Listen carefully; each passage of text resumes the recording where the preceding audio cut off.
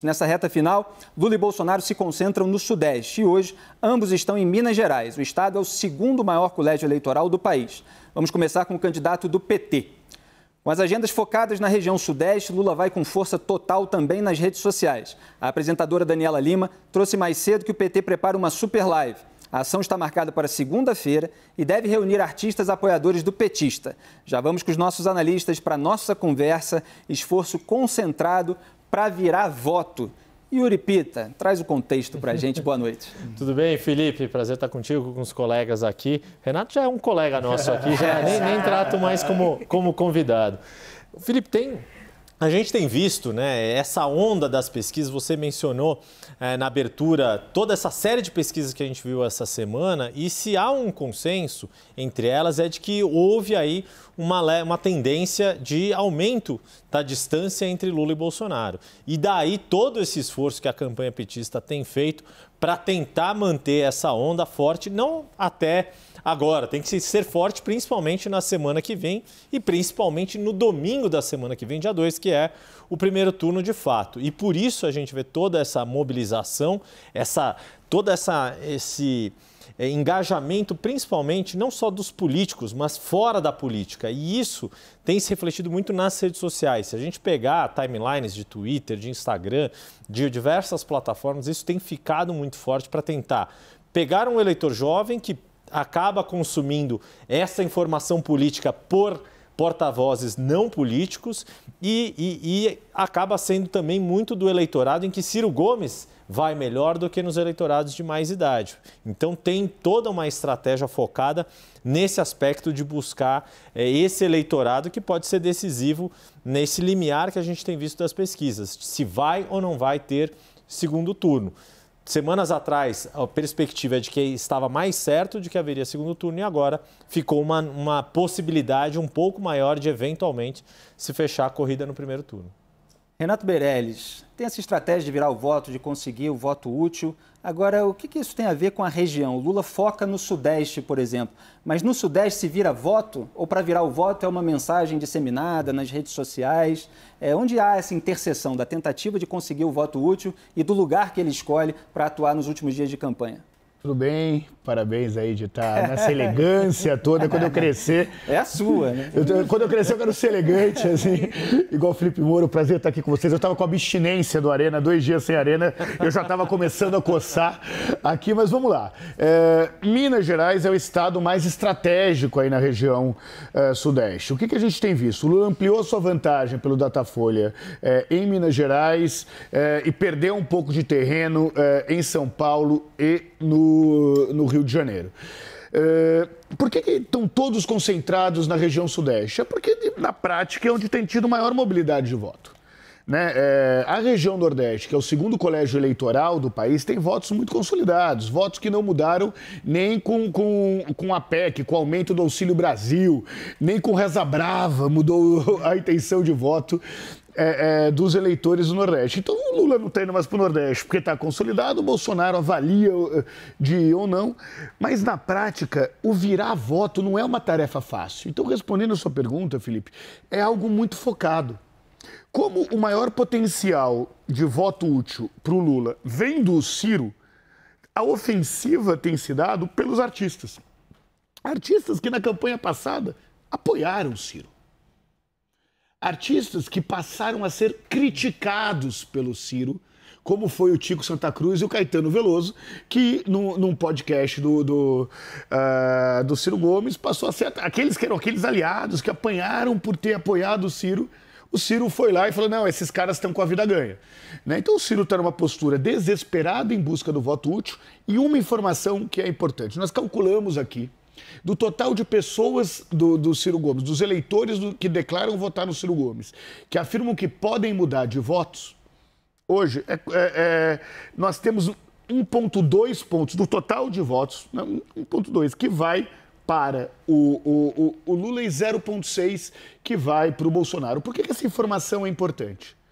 Porque, na prática, isso altera pouquíssimo a chance do Lula conseguir ganhar no primeiro turno. Vamos supor que se todas essas pessoas que falam que podem mudar do Ciro e declaram serem favoráveis ao Lula. Ou seja, se mudasse, iriam mudar para o Lula. Não chega a ter um ponto percentual, né? Nesse saldo Lula versus Bolsonaro, dá 0,6, o que nem de perto é suficiente para garantir um segundo turno.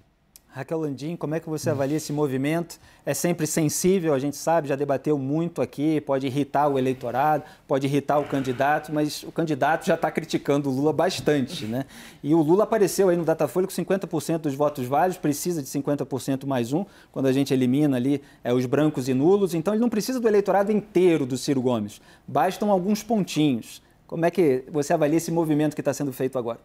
Felipe, a pergunta da eleição é essa, né? Vai fechar no primeiro turno? Eu passei hoje o dia, amanhã, o começo da tarde, até entrar aqui no Arena, conversando com políticos, pesquisadores eleitorais, tentando responder isso, e é pura...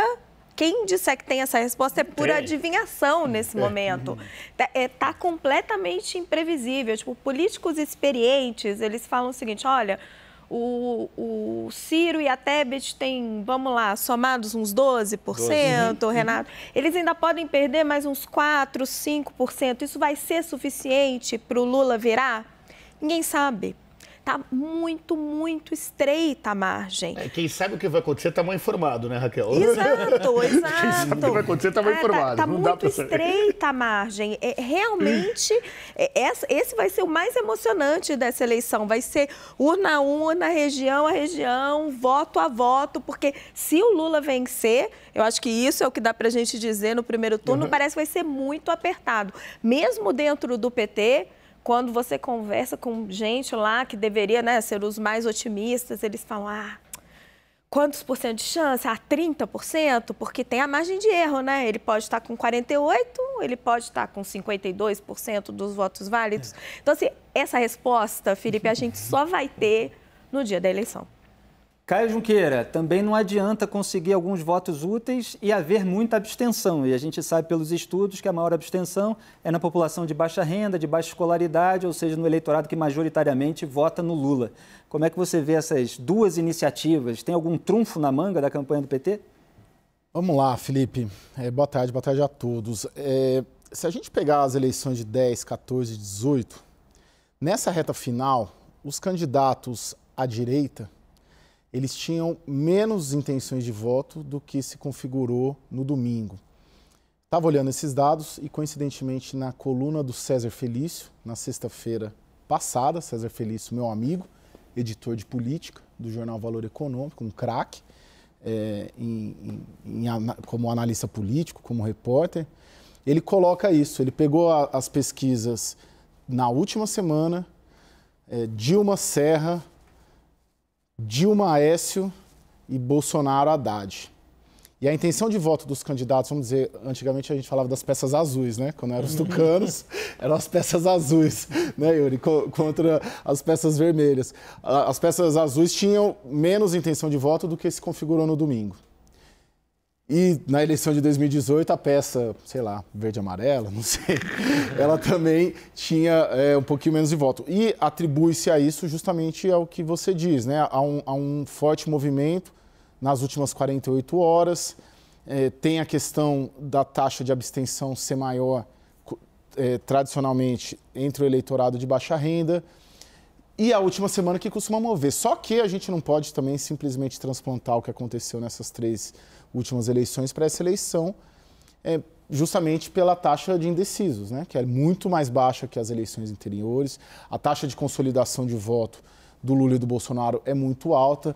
Ou seja, eu falei tudo isso aqui só para dizer que, de fato, é imprevisível.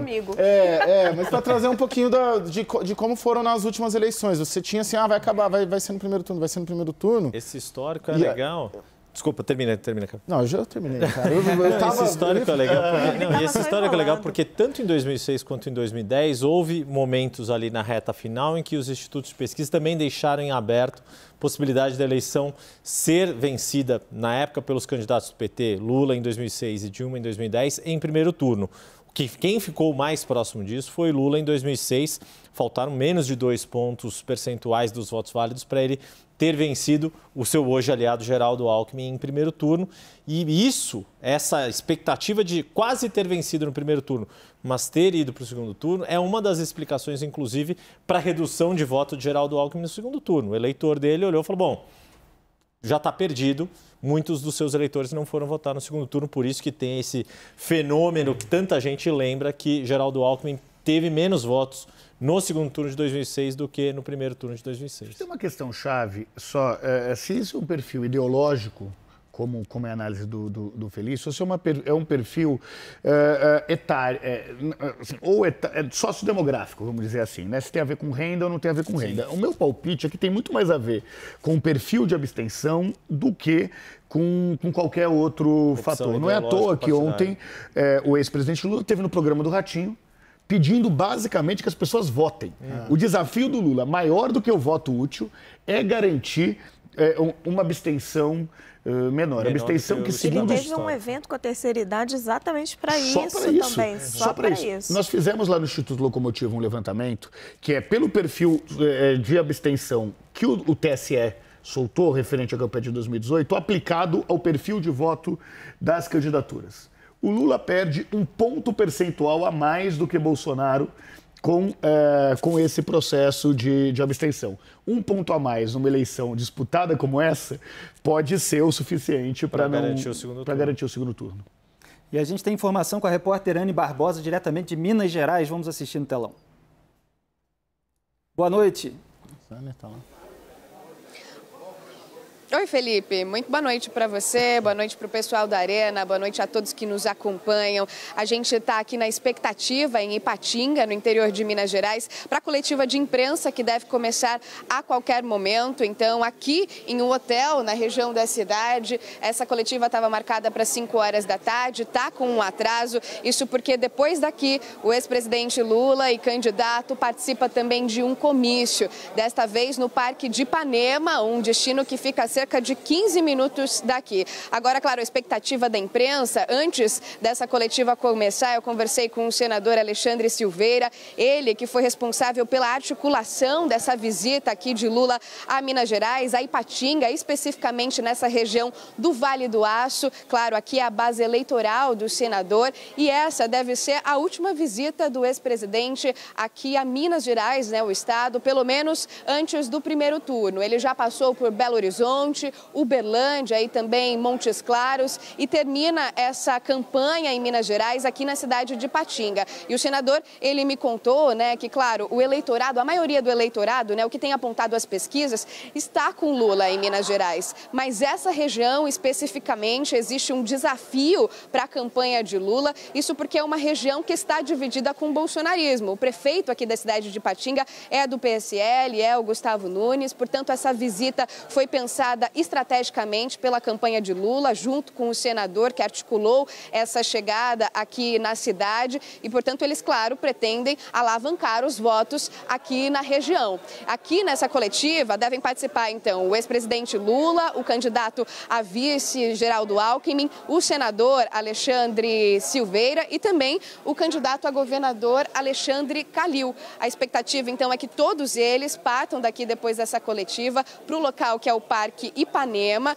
então, onde vai acontecer o comício e lá também eles também vão conversar com os apoiadores, mas por enquanto essa coletiva ainda não começou. Assim que ela começar, a gente passa as informações para vocês aí no estúdio. Muito obrigado, Anne, pelas informações e vamos fazer uma pausa na conversa porque faltam exatamente 24 horas para o debate entre os presidenciáveis aqui na CNN, junto com o pool de veículos formado pelo SBT, Estadão, Rádio Eldorado, Veja, Terra e Nova Brasil FM. Yuri Pita, alguma expectativa especial para esse debate de amanhã?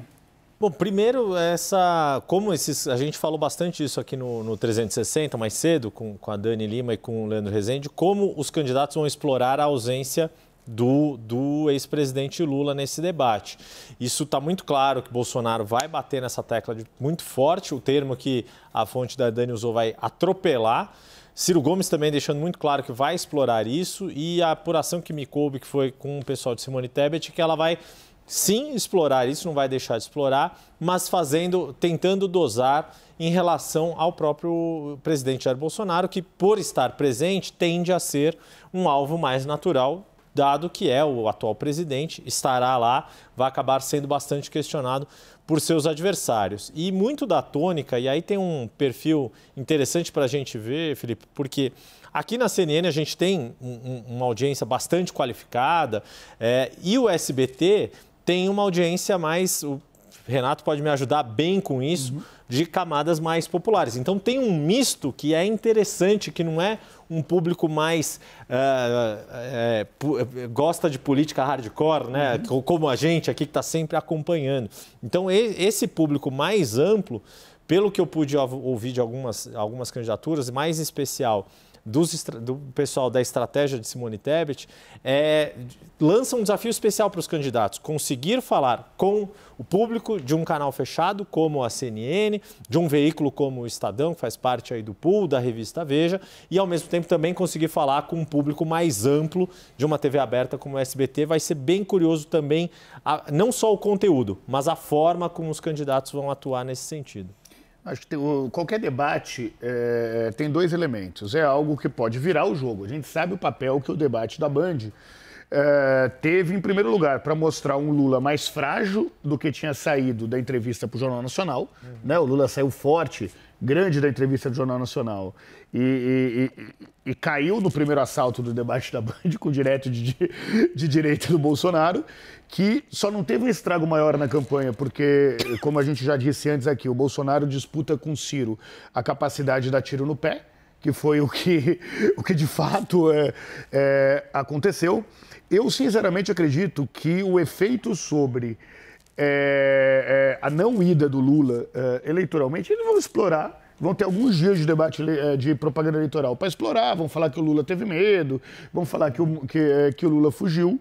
Não acho que isso, sinceramente, vai ter um efeito maior, porque eu ainda acredito que o Bolsonaro será o principal foco dos ataques, por uma razão muito simples. Tudo bem, todo mundo vai falar que o Lula não foi, todo mundo vai falar que o Lula teve medo, mas você tem o presidente da República lá concorrendo à reeleição.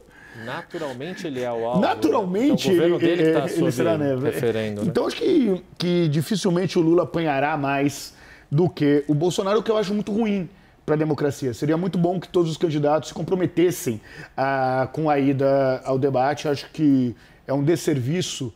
Eu entendo do ponto de vista da estratégia eleitoral, mas considero um desserviço à democracia o candidato que lidera as pesquisas não participar do debate eleitoral. Vale lembrar que é a segunda campanha eleitoral que o Lula deixa de ir num debate. Né? Em 2006 também, ele no primeiro turno não foi em debate na televisão. Caio Junqueira, Jair Bolsonaro tem explorado a rejeição ao Lula. Tem lembrado os escândalos de corrupção, deve fazer isso amanhã no debate, mas ele fica mais à vontade, por um lado, porque não vai ter o Lula para rebater, mas certamente Ciro Gomes, principalmente, mas Simone Tebet também, na hora de responder ali ou de comentar uma declaração do Bolsonaro sobre o Lula, vão tentar jogar para cima do Bolsonaro qualquer escândalo também, né?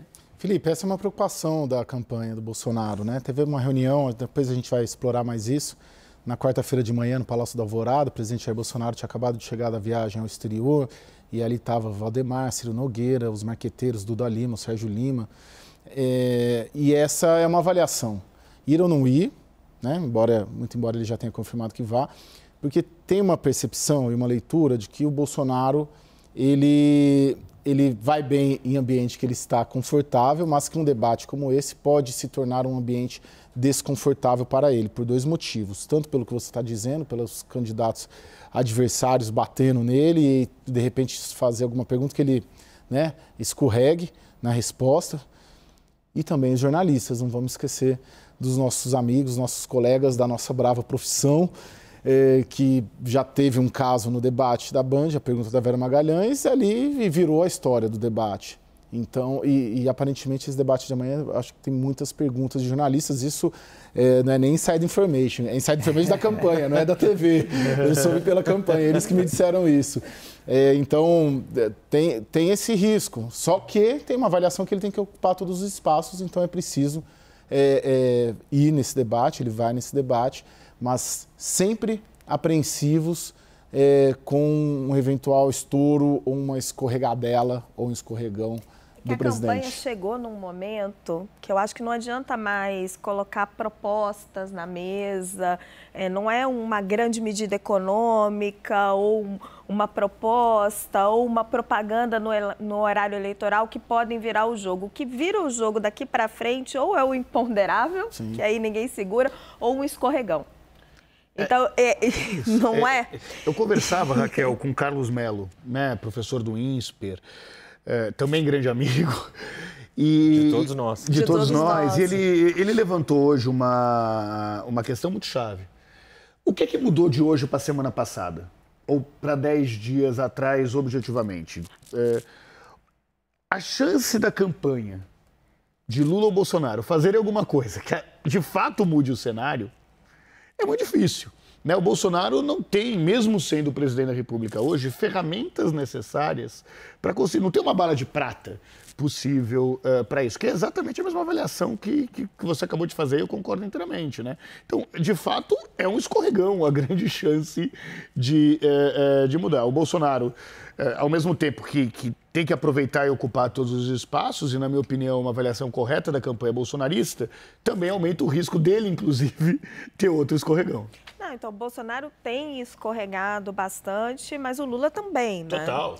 Então, acho que a fala sobre o interior de São Paulo. Chamou de capial, que já está sendo bastante bem ignorante. Exato. Ao criticar o Bolsonaro, ele acabou atingindo o povo do interior paulista. Que é o quê? 13% da população que vota? E a chance do Fernando Haddad, que já está em 13% da população que vota no interior de São Paulo. Eu não tenho essa conta de cabeça. São 18 milhões de eleitores, né? É um volume gigantesco. É um monte de gente. Então, assim, todos eles podem escorregar. Só que Bolsonaro não tem, neste momento, a opção que Lula faz por estar na liderança, e concordo com você, não é a mais democrática, de se esconder. Ele tem que se mostrar. Ele precisa ganhar voto. Debate com uma partida de futebol sempre reserva alguma emoção, sempre pode ter uma surpresa. Né? E durante a agenda hoje em Minas Gerais, o presidente Jair Bolsonaro confirmou ao repórter da CNN, Leandro Magalhães, que vai ao debate da CNN com um pool de veículos amanhã. Veja. O senhor vai para o debate no sábado, pretende ir? Pretendo ir, tá tudo certo. Vou para Campinas sábado de manhã, daí me preparo para o debate à noite para dar tudo certo. Na mesma visita à cidade de Divinópolis, o candidato à reeleição também confirmou a presença do repórter à reportagem local do SBT. Eu vou ao debate amanhã. Eu vou ao debate. Muito bem, Jair Bolsonaro confirmando a presença, isso a gente já sabia, né?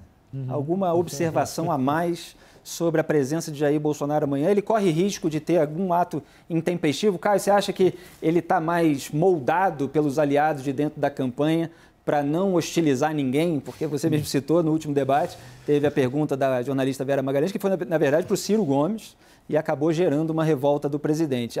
Nos últimos dias de campanha, ele deve estar bastante concentrado para não deixar isso subir a cabeça de novo. O presidente Jair Bolsonaro, ele é intutelável. Isso quem me diz sempre é o entorno dele. Ele não trabalha assim, você não pode fazer isso. Ele tem que ser convencido de que ele não pode fazer alguma coisa. No discurso da ONU, ali está claro que ele se adaptou, né? Embora muito tardiamente, né? Em comparação com os outros discursos da ONU, mas ele se adaptou e ele está numa situação muito difícil, que ele não pode. E ele é um político pragmático também, senão não teria virado presidente, não teria sido eleito, reeleito aí inúmeras vezes para o Congresso. Então ele sabe a situação dele.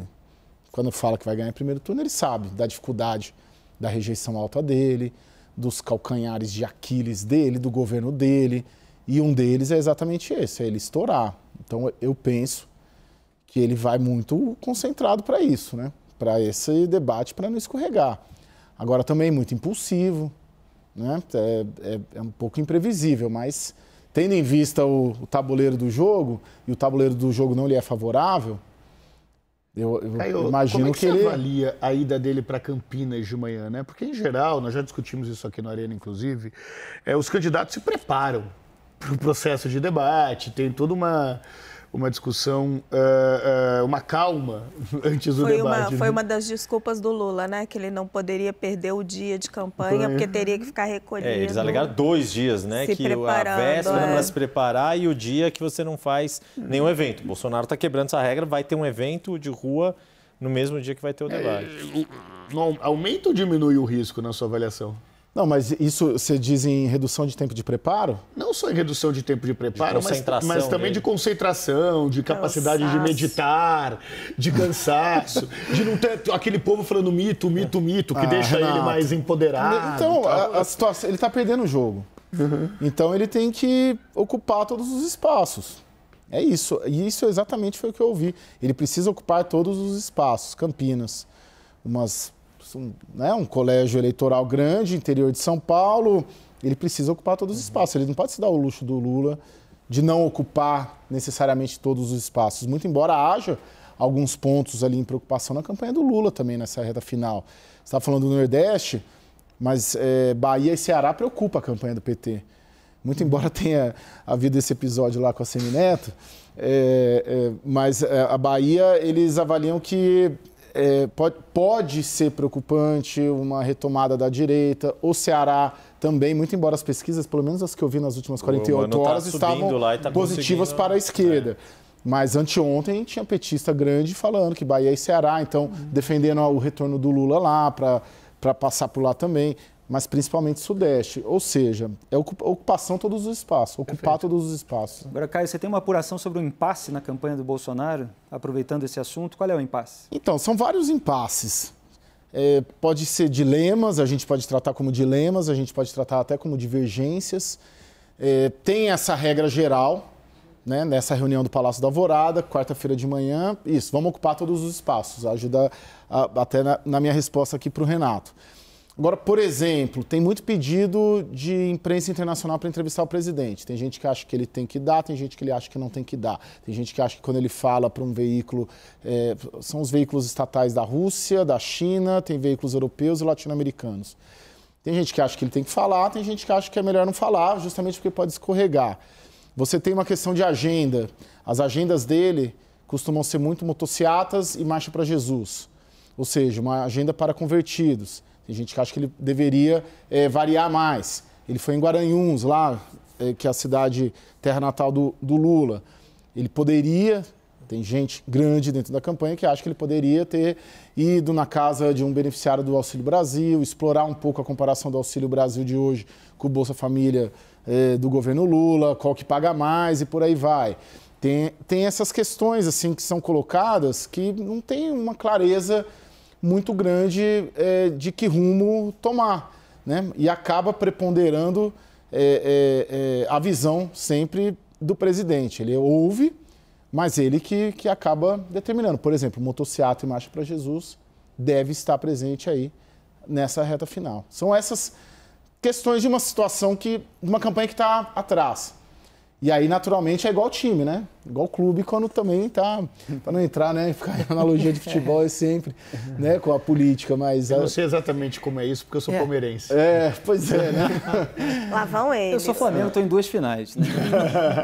Depois a gente fala sobre isso.